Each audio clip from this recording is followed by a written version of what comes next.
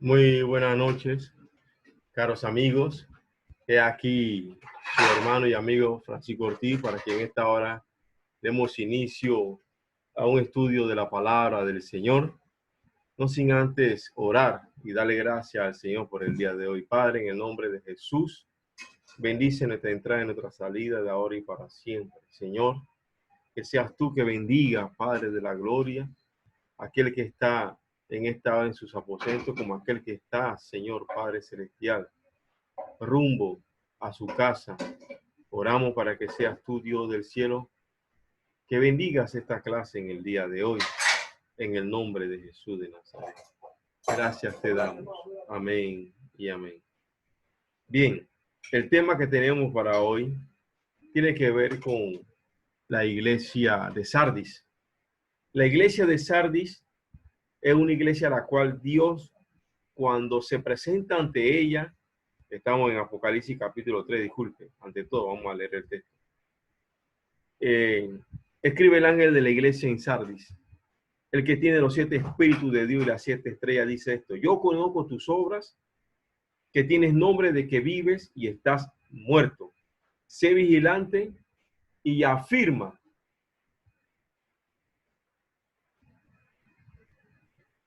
las otras cosas que están para morir, porque no he hallado tus obras perfectas delante de Dios. Acuérdate pues de lo que has recibido y oído, y guárdalo y arrepiéntete.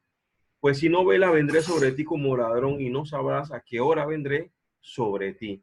Pero tienes unas pocas personas en Sardis que no han manchado su vestidura y andarán conmigo en vestiduras, y andarán conmigo, dice el Señor, en vestiduras blancas, porque son dignas.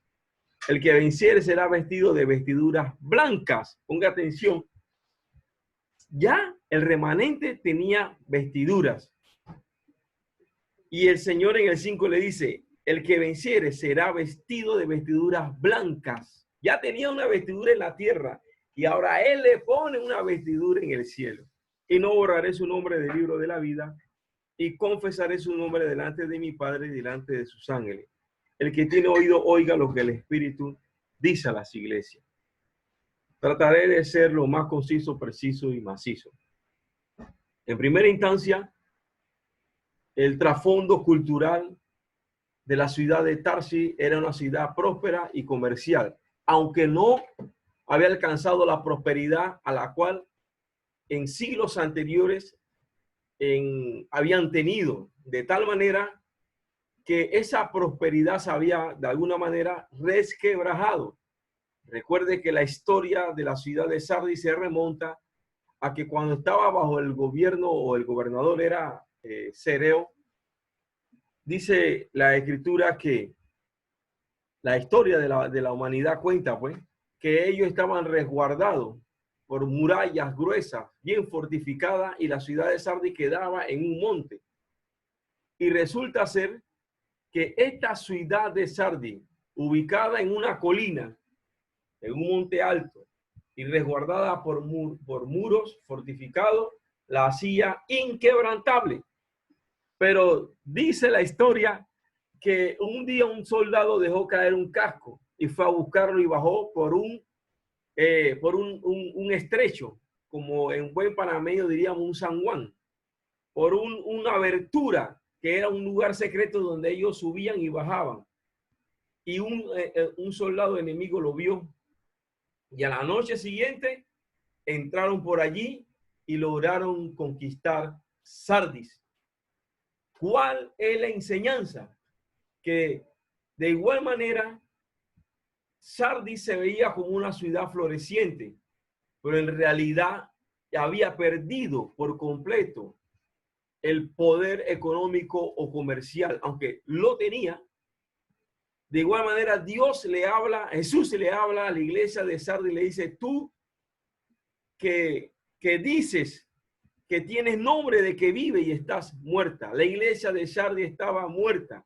¿Por qué estaba muerta? Porque era una iglesia que se había acogido a la vida mundana. La influencia del mundo había entrado en Sardis y había hecho cualquier cantidad de desarreglos dentro de la iglesia, la influencia del mundo.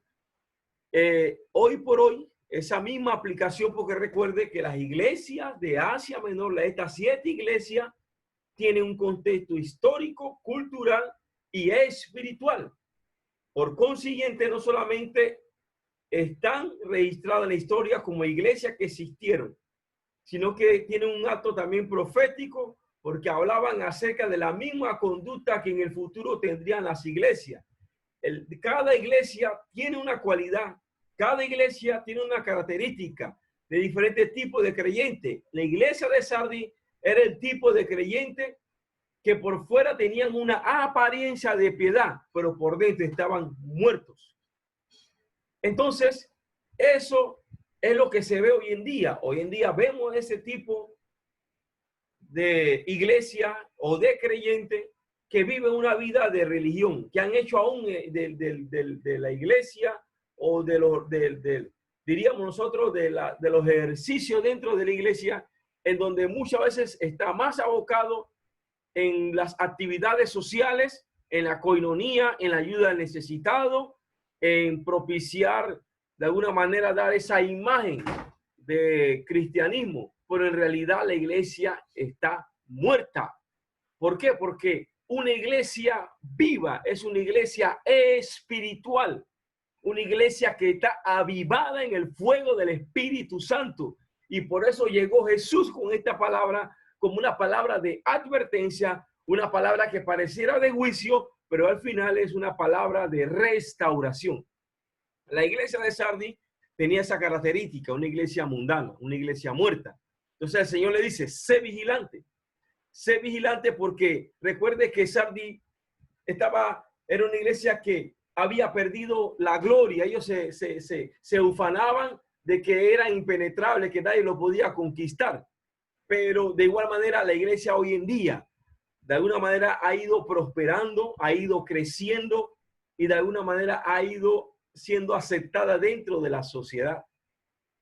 Mire cómo hemos quedado como la iglesia en algunos lugares, como la iglesia de Sardis, tolerando el pecado y siendo inadvertido y aceptando las cosas. No, mi hermano, precisamente para eso se apareció Jesús, precisamente para decirle, sé vigilante de la doctrina, sé vigilante de la vida espiritual, sé vigilante que vengo pronto, sé vigilante. Esa palabra vigilante tiene que ver con atalaya, tiene que ver con aquel atalaya que se apostaba en las esquinas de los lugares altos de la muralla o de las torres, y era el que estaba encargado de ver al enemigo y avisar, dar la voz de alerta. Hoy por hoy ese es uno de los propósitos de la iglesia, dar la voz de alerta de que Cristo viene pronto, dar la voz de alerta que el enemigo anda como león rugiente viendo a quién devorar. Y una de las artimañas del enemigo es con doctrinas de error. Una de las artimañas del enemigo es que la influencia mundana entra a la iglesia y enfría al cristiano, trayendo por consecuencia un cristiano muerto, que puede estar en muchas actividades, pero no en lo que debe de estar. Seguidamente dice el Señor, afirma otras cosas que están para morir. O sea, afirma, habla de establecer. Cuando habla de establecer, eran aquellas cosas que todavía tenían. Eso habla eso habla de un remanente. Eso habla de que todavía tenían algo de unción sobre ellos. Entonces dice el Señor, afírmala, esa pequeña unción, ese pequeño remanente, esa pequeña, diríamos nosotros que influencia del Espíritu Santo, que todavía está allí, esa llama todavía, en pocas palabras, avívala. Porque no he hallado tus obras, dice el Señor, no he hallado tus obras perfectas delante de Dios, Padre de la gloria. Mira, hermano, si hay algo que nosotros necesitamos examinarnos a nosotros mismos, si nuestras obras dentro y fuera de la iglesia, dentro y fuera del hogar, están siendo perfectas delante de Dios. Porque cuando el Señor dice, no he hallado tus obras, significa te he pesado y te he hallado falso. Pues las mismas palabras que él habló aquel día cuando salió la mano allá en Babilonia. La mano que escribía en la pared, que decía, Mene, Mene, Tekel. Te he pesado y te he hallado falso. Es lo mismo. No he hallado tus obras perfectas delante de Dios. Entonces, Dios pesa los espíritus. Dios sabe quién es en verdad el que lo busca en espíritu y en verdad. Dios sabe quién tiene las vestiduras blancas. Allá vamos. Dice, acuérdate pues. ¿Cuántos minutos van? Bien, seguimos. Acuérdate pues de lo que has recibido y oído, y guárdalo y arrepiéntete.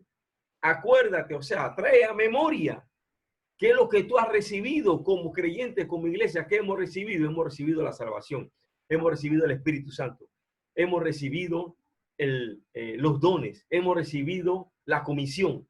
Tantas cosas hemos recibido la esperanza de la vida eterna. Pero entre todo eso hemos recibido la adopción que habla Romanos 8, cuando dice que ahora podemos llamarlo Abba Padre, y el Espíritu da testimonio de que en verdad somos hijos de Dios, Romanos 8. Entonces hemos recibido la adopción porque éramos hijos de desobediencia. Ahora pasamos a ser hijos de Dios. Éramos hijos de la tiniebla y ahora pasamos a ser hijos de Dios. Entonces hemos recibido la adopción. Ahora Él nos adoptó como hijos suyos. Como dice Juan 1:12, a los que le recibieron, a los que creen en su nombre, le dio la potestad de ser llamados hijos de Dios. Nos dio la adopción. ¿Qué más nos dio?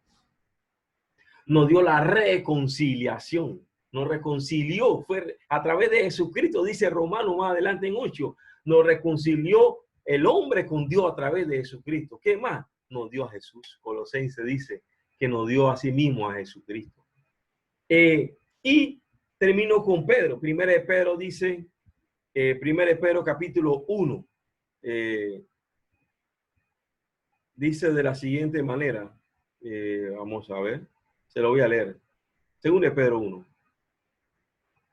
Como todas las cosas que pertenecen a la vida y a la piedad que nos han sido dadas, que nos dio por su divino poder mediante el conocimiento de aquel que nos llamó por su gloria y excelencia, por medio de las cuales nos ha dado, que nos dio preciosas y grandísimas promesas, para que por ella llegases a ser participantes de la naturaleza divina, habiendo huido de la corrupción que hay en el mundo a causa de la concupiscencia.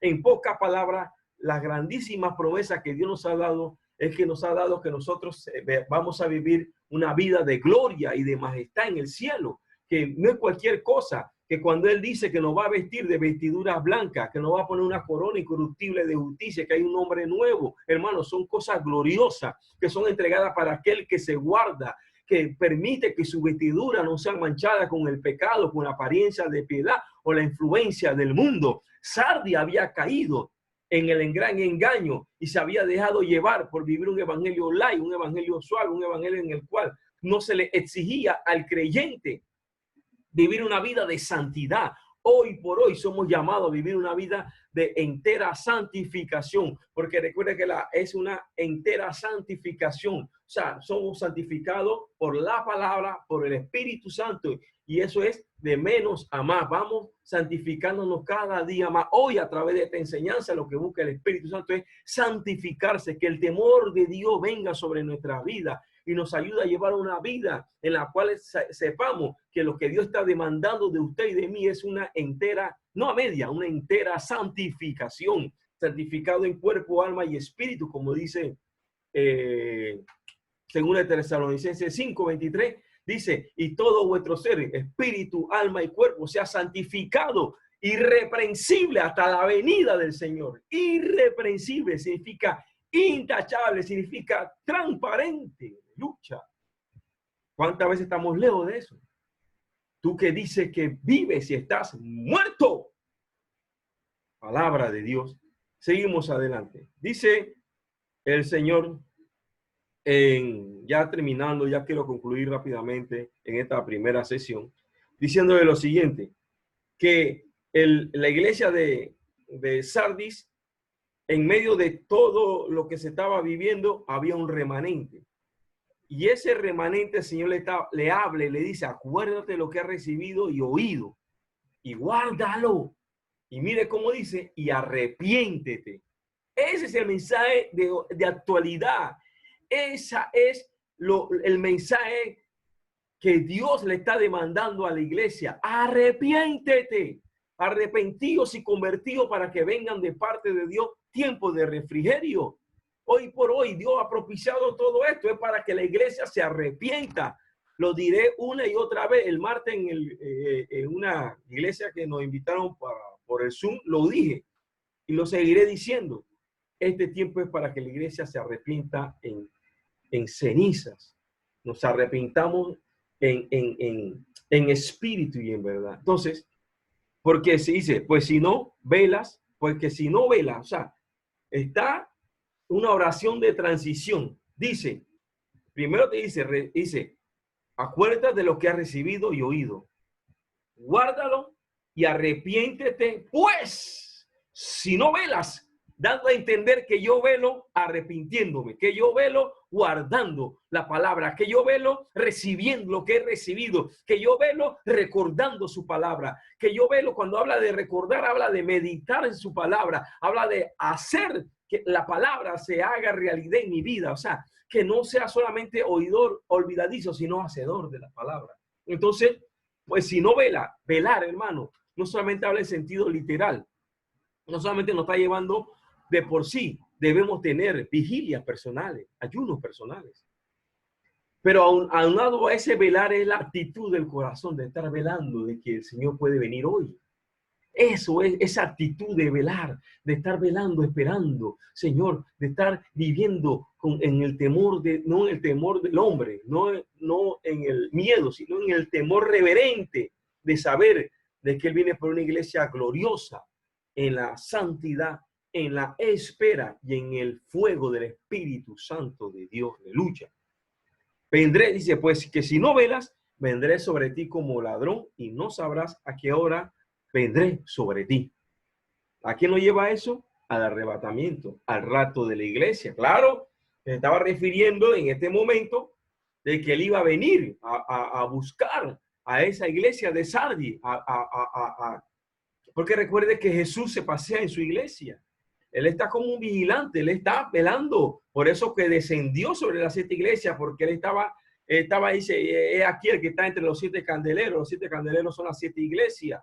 Las 7 estrellas son los 7 ángeles. Está en medio de los candeleros, en medio de la iglesia. A veces nos olvidamos que Jesucristo está en medio, donde hay 2 o 3 reunidos, Él está allí. La iglesia no es el templo, no es un edificio. La iglesia es cuando el hombre, 2 y 3 se reúnen, aún a través del Zoom, del WhatsApp, del Facebook, del Instagram, que nos reunamos para glorificar su nombre. Él promete estar en medio nuestro. Yo estaré en medio vuestro hasta el fin del mundo. Entonces, y no sabrá, dice, pero tienes, aquí cierro, concluyo. Tienes una poca persona en Sardi que no han manchado sus vestiduras y andarán conmigo. Aleluya. Palabra de esperanza. Lo trata duro. Dice, estás muerto. Arrepiéntete. Levántate. Vela. Y termina diciéndole, tienes pocas personas en Sardis que no han manchado su vestidura. Aleluya. Habla de un remanente, de un grupo reducido que se habían guardado, que no habían colapsado ni se habían contaminado con las cosas del mundo. Hoy la iglesia se ha contaminado, el creyente se ha contaminado con las cosas que ofrece el mundo, pero había un remanente que no se había contaminado, que se mantenía con sus vestiduras blancas. Y dice el Señor, y a esos andarán conmigo en vestiduras blancas porque son dignas esas personas, digno de su reino, digno de su gloria, digno de ser arrebatado, digno de estar esperando al rey, digno de vivir para él, digno de la corona incorruptible, digno de vestiduras blancas, digno de sentarse en la cena del Cordero. Mi hermano, hay que ser digno de eso a través de Jesucristo. Si hay un pecado oculto, si hay una cosa, una debilidad, algo que está ocurriendo en tu vida, hoy es el día de arrepentimiento y comenzar a velar, aguardando la bienaventurada esperanza que habla Tito 2:13, aguardando la bienaventurada esperanza y a nuestro gran Dios Jesucristo, que vendrá desde los cielos. Amén. Y que a recoger a su pueblo. Entonces, esa es la esperanza. ¿Cuál es la esperanza? Y el que vence nos da vestiduras blancas y sobre todo, hermano, cierro con esto. Mire, esto es grandioso, lo dejo solamente para detallarlo en el siguiente volumen. Y dice, y no borraré su nombre del libro de la vida. Tu nombre está escrito en el libro de la vida. No permita que nadie ni nadie lo borre. Está en el libro de la vida. No permitas que nadie borre tu nombre. Tú solo lo puedes guardar. Tú solo lo puedes hacer borrar. Pero nadie te arrebate lo que Dios te ha dado, la salvación. ¿Cómo podemos perder una salvación tan grande? Dice el apóstol. Entonces, hermano, lo más grande para nosotros es que nuestro nombre esté escrito en el libro de la vida. Vivir con temor y temblor sabiendo que nuestro nombre está inscrito en el libro de la vida, hermano. Eso es lo más grande que el hombre, la esperanza de vida eterna que alguien puede tener y retener. Y dice, y no solamente eso, y confesaré su nombre delante de mi Padre y delante de sus ángeles. El que tiene oído, oiga lo que el Espíritu dice a la iglesia. Él dará testimonio de ti. Él confesará delante del Padre, confesará tu nombre. ¿Cuál nombre? Que tiene una pedrecita blanca. Bendiciones. Estamos despedidos. Espero pues que haya sido de bendición esta primera prueba de este estudio, pues, este ensayo que hemos hecho con la iglesia de Sardi. Vamos a ver cómo guardamos. Lo espero en la próxima lección. Amén.